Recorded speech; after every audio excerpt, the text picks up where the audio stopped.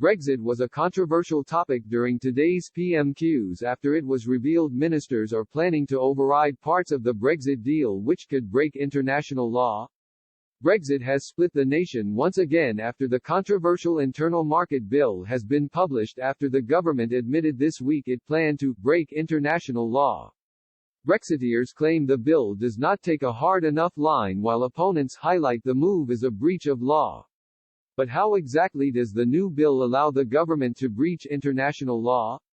The European Union has called for an emergency meeting to discuss its strong concerns regarding plans to overwrite the Brexit withdrawal agreement bill. European Commission Vice President Maros Sefcovic said, "I expressed our strong concerns and sought assurances that the UK will fully implement the withdrawal agreement, including the protocol on Ireland, Northern Ireland.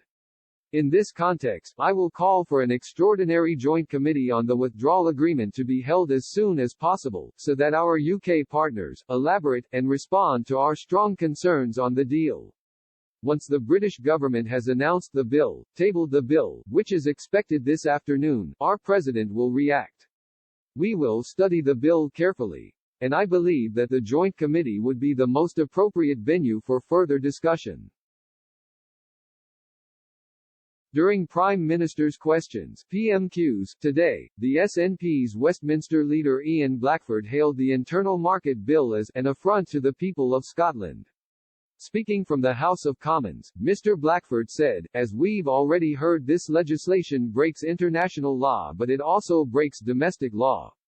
He accused Prime Minister Boris Johnson of making Britain a rogue state, where the rule of law does not apply.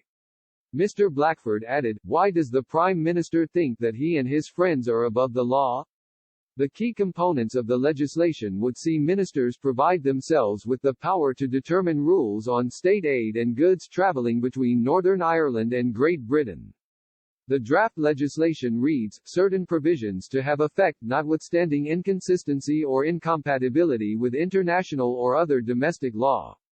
The legislation makes clear that all rights, powers, liabilities, obligations, restrictions, remedies and procedures which are, in accordance with Section 7A of the European Union Withdrawal Act 2018, will be recognized and available in domestic law, which refers to the general implementation of the remainder of the withdrawal agreement.